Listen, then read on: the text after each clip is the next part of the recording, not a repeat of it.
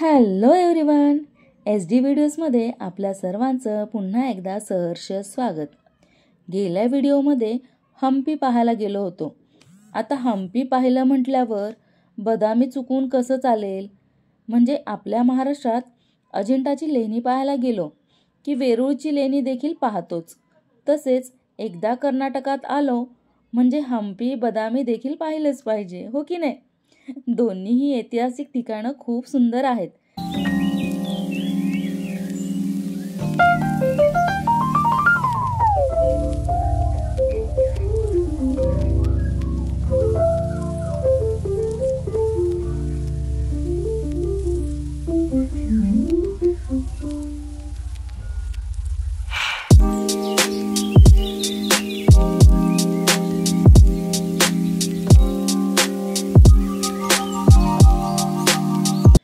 बदामी पाहायला जाताना वाटेत कोपल लागते. कोपलमध्ये गावी सिद्धेश्वर मंदिर हे मंदिर 9व्या शतकात त्या काळातील शासक राजवंशाने बांधले असे मानले जाते. हे मंदिर त्यांच्या अद्वितीय स्थापत्य शैलीसाठी ओळखले जाते, ज्यामध्ये द्रविड आणि विजयनगर शैलीचे घटक एकत्र केले आहेत.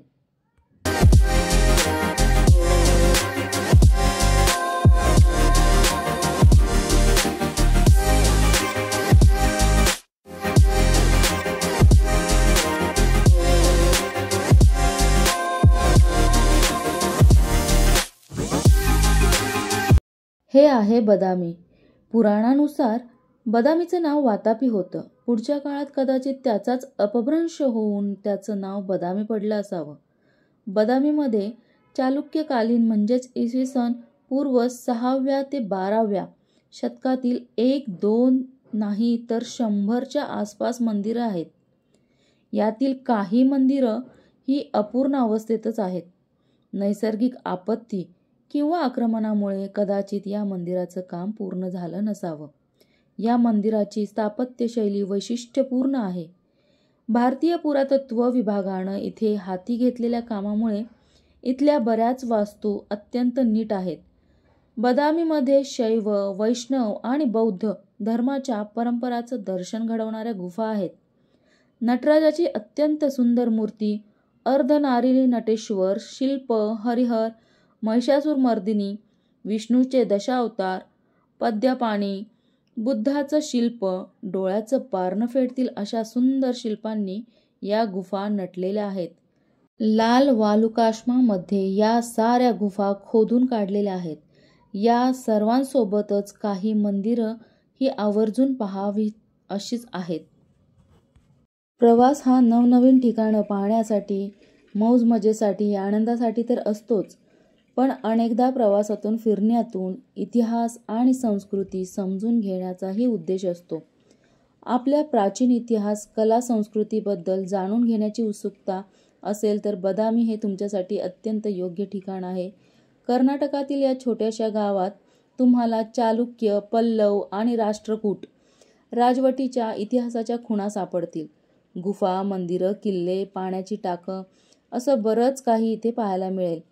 या सर्व गोष्टी इथला समृद्ध इतिहास समजून घ्यायला मदत करतात. बदामी येथील पाषाणातील कोरीवकाम अतिशय सुंदर आहे. हिरवा निसर्ग मनाला आल्हाददायक वाटतो. तसाच सफेद शुभ्र हिम निसर्ग हा देखील मनाला उत्साह देऊन जातो. आणि अगदी तसाच हा काळा लाल पाषाणाचा निसर्ग देखील मनाला आनंद देऊन जातो. म्हणूनच हा निसर्ग पाहून रावडी राठोड या फिल्मचे शूट देखील येथे झाले असावे असे मला वाटते.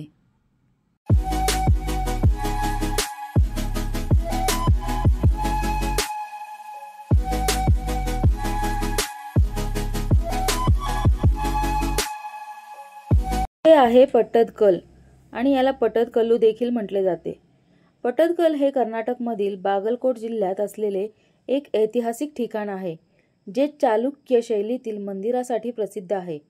हे ठिकाण युनेस्कोने जागतिक वारसा स्थळ घोषित केले आहे आणि ते बदामीपासून 22 किलोमीटर आणि ऐहोळपासून 10 किलोमीटर अंतरावर आहे. पट्टदकल येथे अनेक सुंदर मंदिरे आहेत, ज्यामध्ये मल्लिकार्जुन मंदिर आणि विरूपाक्ष मंदिर यासारखी प्रसिद्ध मंदिरं आहेत. या मंदिरामधील रचना चालुक्य स्थापत्य शैलीचे उत्कृष्ट उदाहरण आहे. पट्टदकल्ली हे कर्नाटकमधील बागलकोट जिल्ह्यात आहे आणि ते मालप्रभा नदीच्या काठावर आहे. हे ठिकाण चालुक्य राजाच्या काळात एक महत्त्वपूर्ण धार्मिक आणि सांस्कृतिक केंद्र होते.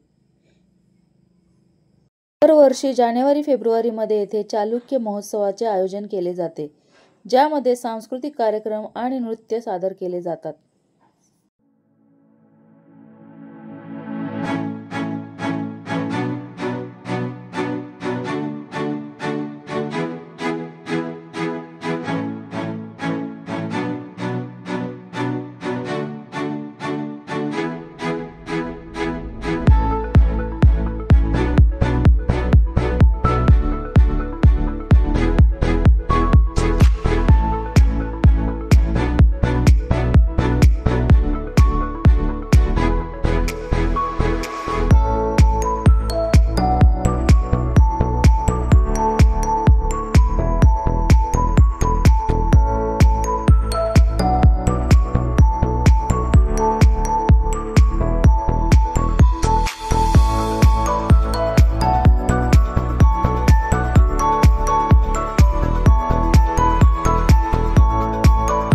परतीच्या मार्गाने जात असताना कुडल संगम हे कर्नाटक राज्यातील एक सुप्रसिद्ध धार्मिक स्थळ देखील पाहण्यासारखे आहे, जिथे कृष्णा आणि मालप्रभा नद्या मिळतात. या स्थळावर शिवलिंग स्थापित आहे, जे पूर्वी पुरामुळे पाण्याखाली असायचे, पण आता मंदिरासाठी बांधकाम करण्यात आले आहे. सहलीच्या प्रवासात सामानाचे ओझे कमी आणि जीवनाच्या प्रवासात अपेक्षांचे ओझे कमी करून हा प्रवास हसत खेळत चालत राहणे म्हणजे सुखमय जीवन होय. कोणतीही सुंदरता ही दिसण्यात असण्यापेक्षा असण्यात असते आणि त्याहीपेक्षा वागण्यात असते. जर तुमचं वागणं समाधानी असेल तर जीवन अधिक सुखमय होते. पुन्हा भेटू SD व्हिडिओजमध्ये असंच नवीन काहीतरी घेऊन. तब तक के लिए बाय.